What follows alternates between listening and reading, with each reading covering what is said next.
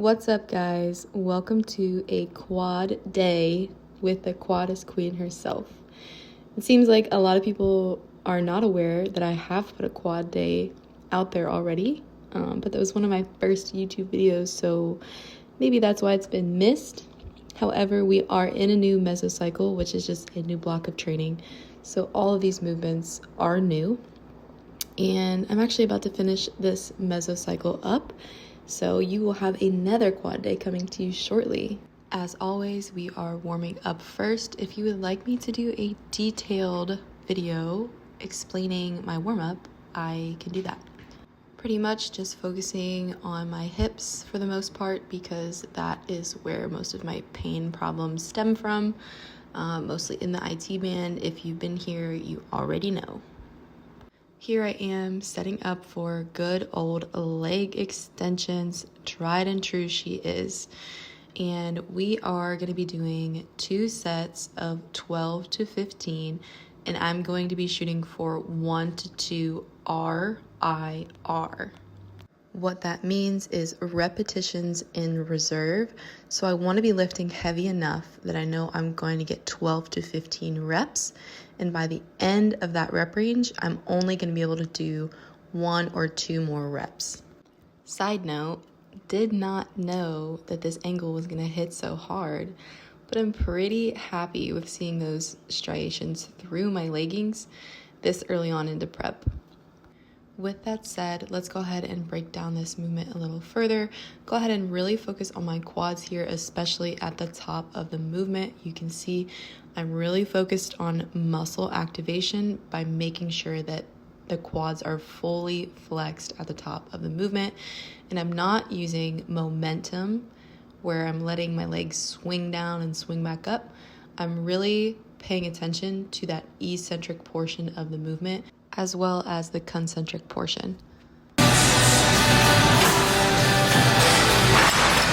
It's truly amazing the ways that you can torture yourself with a belt squat, and my coach has proven that to me. So here we go, elevated heel squats. Obviously, if we are elevating the heels, we are targeting our quads, versus if you are elevating the toes, it's going to target the hamstring / glute. The squat mechanics here are going to be pretty much the same as a regular belt squat, only my heels are elevated, so it's going to be a little harder to apply pressure the way I would like to when I'm flat-footed, which I just like to think of a triangle. So pinky toe, big toe, heel. Here, we don't want our heels to come up, but the pressure is going to be more through the pinky toe, big toe, and pad of your foot to get a really stable stance. As far as depth here, I like to take it as far as I can. If you can't go that far, it's okay. People get so bent out of shape about it, but this is, again, not powerlifting, it's bodybuilding. This is quad focused regardless. 90 degrees is good enough. Before I forget, rep range here is 12 to 15, and again, we are doing 2 sets. This one I'm taking to 0 RIR.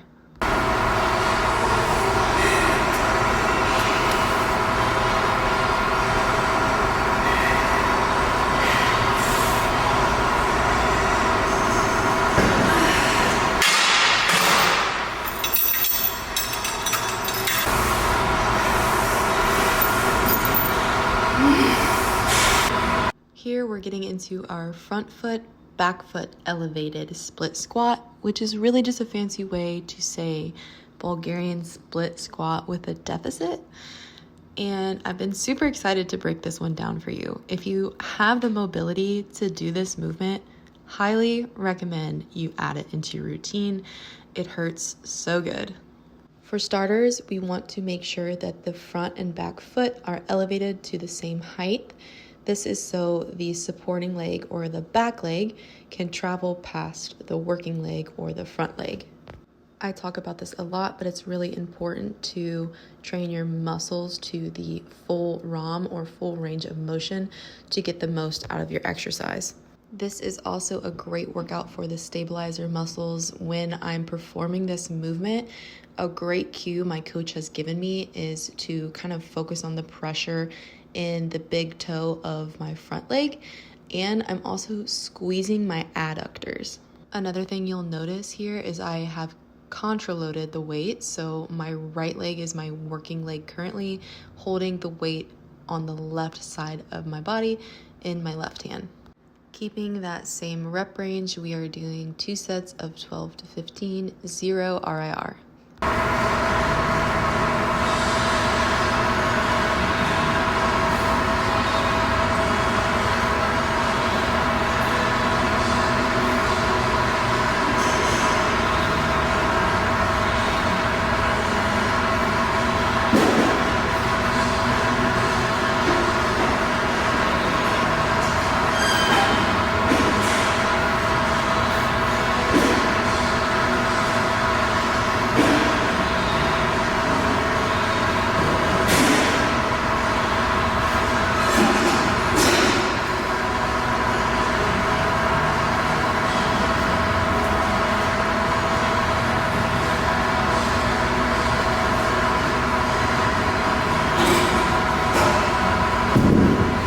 Alrighty, last but not least, quad exercise for this workout is going to be sissy squats or machine sissy squats. And let me tell you, if your sissy squats are too easy, you need to add a band, baby. This would be considered kind of my finisher for the day. This is my second set. We are only doing 2 sets of 15 to 20. It's hard to do a sissy squat wrong when you're doing it on the machine, but I have seen it done. Just keep in mind, you want to lean back versus leaning forward. I would consider that a little bit like cheating. And I forgot to mention, we are going to 0 RIR here, so make sure you're choosing a band that's going to provide enough resistance that within the rep range of 15 to 20, you're hitting 0 RIR.